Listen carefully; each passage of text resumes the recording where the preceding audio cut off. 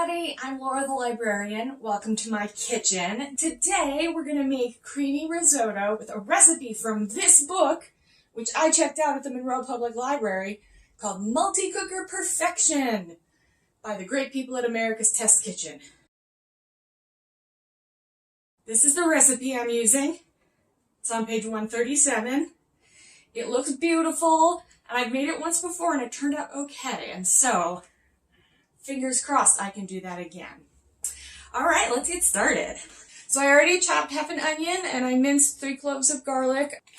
I want you to start with the saute function on my multi-cooker. I know some people don't like to use the saute function on their multi-cooker, so maybe this recipe is not for you, but I thought it worked fine when I tried it before, so I'm going to do it again. Hot. Saute hot. Awesome. All right, and 2 tablespoons of butter. All right, my butter is getting melty and bubbly, so now I'm going to put in the onions.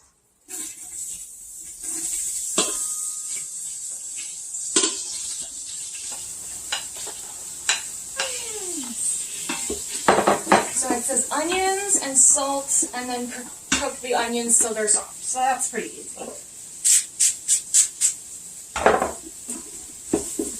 Butter and onions. It does not get much better than that. Yum, yum. Okay.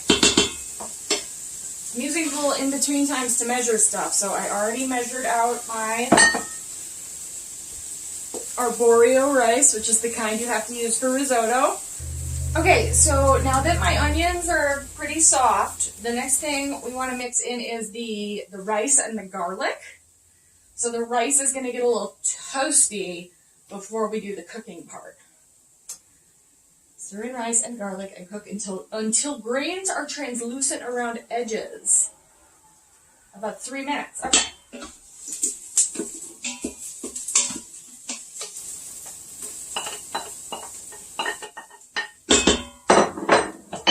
My 1½ cups.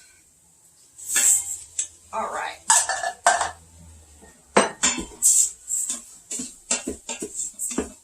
The next thing we're going to need is the wine and the broth. Okay, and the recipe says to warm the chicken broth. I think they basically just mean don't put it in if it's fresh from the fridge.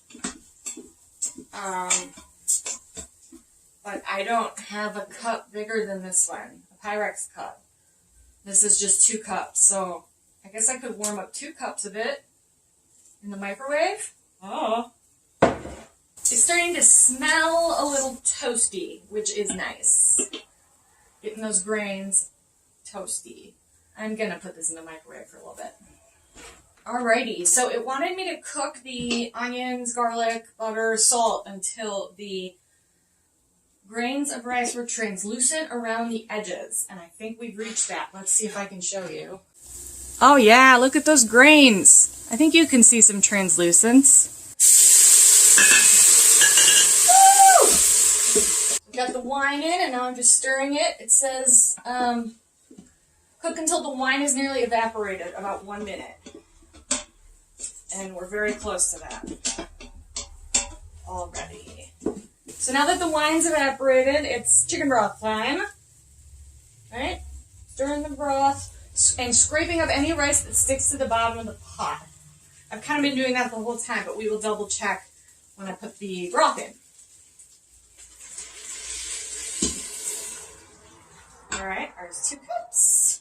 I see it just stopped being hot. That's why it wanted me to use hot broth. That's alright. We'll get there. We'll get there.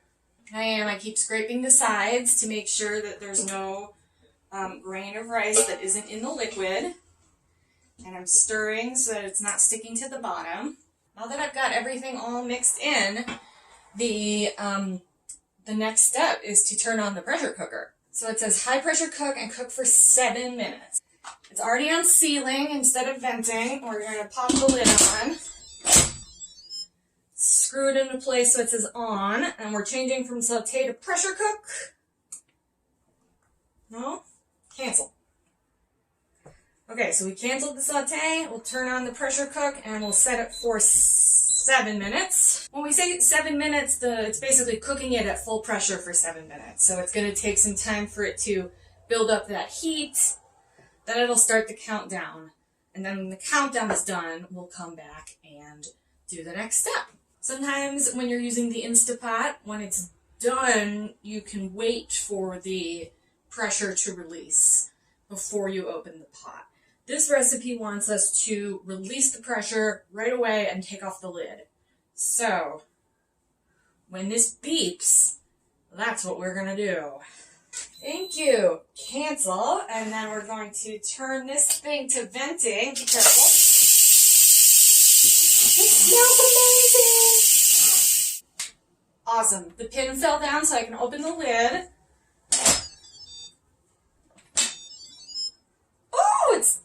Oh, it's still very liquidy. I don't remember it being this liquidy last time I made it. But we're going to turn it back to saute, as it says in the instructions. Okay, so can you see how it's still pretty liquidy? Oh, but it's also very puffy. Wow. Okay, so let me set the camera back up and I'm going to keep stirring it. And this is when the hot pot and the stirring, it just moves in a circle and it's really annoying. I got my mitten to kind of hold the bowl in place. Oh my gosh. So this is thickening up really nicely. It's beautiful. The last step is to put in the rest of the butter, which I put away, and the Parmesan, and to just stir. And it's starting to burn, so we gotta do that. Butter time! Cheese time! Mitten on, stir. Whoa, it's so creamy and thick. So I think I'm getting to the end of stirring. Wow, okay, beautiful. So I'm going to turn off the saute, and it says to finish with lemon juice and chives and salt. I know chives exist, but I don't really see them in the grocery store. I don't know where they are. So we'll just put in a little lemon juice. I don't think chives are necessary. Put a little pepper in there, which is not in the recipe. I just like pepper. And some salt. Alright, I brought the camera over so you could see the consistency of this as I finish stirring in the lemon juice, salt, and pepper. Look at that! Gorgeous! Okay, here it is. Beautiful creamy risotto. It's too hot to eat still, but it smells really good.